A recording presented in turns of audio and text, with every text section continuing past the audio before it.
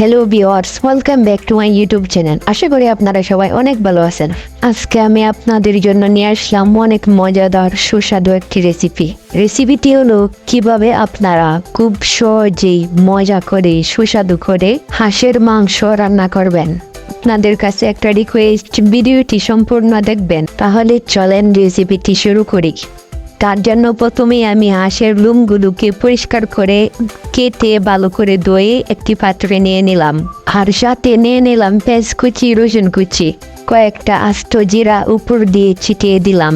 নিয়ে নিলাম আদা বাটা, রসুন বাটা, পেঁয়াজ বাটা, জিরা বাটা, কাঁচা লঙ্কা বাটা। সব কিছু নেওয়া হয়ে গেলে চুলায় বসিয়ে দিব কড়াই দিয়ে দিব পরিমাণ মতো সয়াবিন তেল। তারপর দিয়ে দিব তেজপাতা, দিয়ে দিব এলাচ, দারচিনি।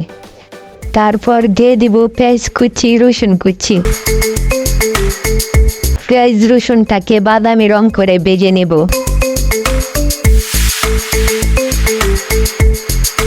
বাদামি রং করে ভেজে নেওয়ার পর দিয়ে দিব অল্প পরিমাণ পানি।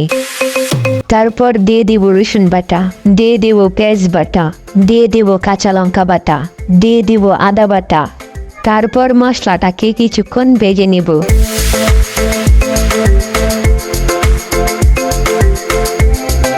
বেশ কিছুক্ষণ ভেজে নেওয়ার পর দিয়ে দিব কিছুটা পানি, দিয়ে দিব পরিমাণ মতো লবণ, দিয়ে দিব মরিচ গুঁড়ো, দিয়ে দিব হলুদ গুঁড়ো। তারপর হলুদ মরিচটাকে মিক্স করে নেব।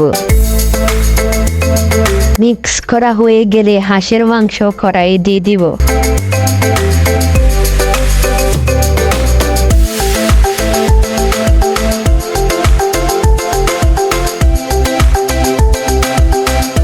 তারপর মাংসটা ঢাকনা দিয়ে ঢেকে দিব।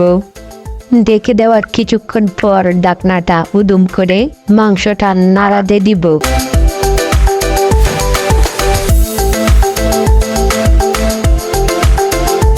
নাড়া দেওয়া হয়ে গেলে বেশ কিছুক্ষণের জন্য আরেকবার ঢেকে দিব। বেশ কিছুক্ষণ ঢেকে দেওয়ার পর আরেকবার ঢাকনাটা উদুম করে দেখলাম মাংসটা হচ্ছে কি না।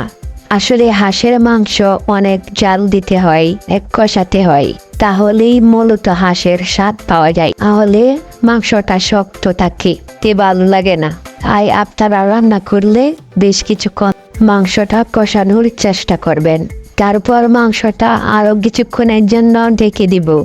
আরো বেশ কিছুক্ষণ ঢেকে রাখার পর দেখতে পারছেন মাংসটা কিন্তু হয়ে গেছে। মাংস রান্না হয়ে গেলে 4-5টা কাঁচামরিচ উপর দিয়ে ছিটিয়ে দিলাম।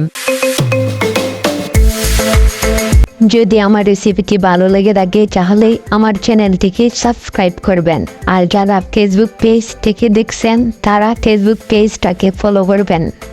সম্পূর্ণ ভিডিও দেখার জন্য ধন্যবাদ।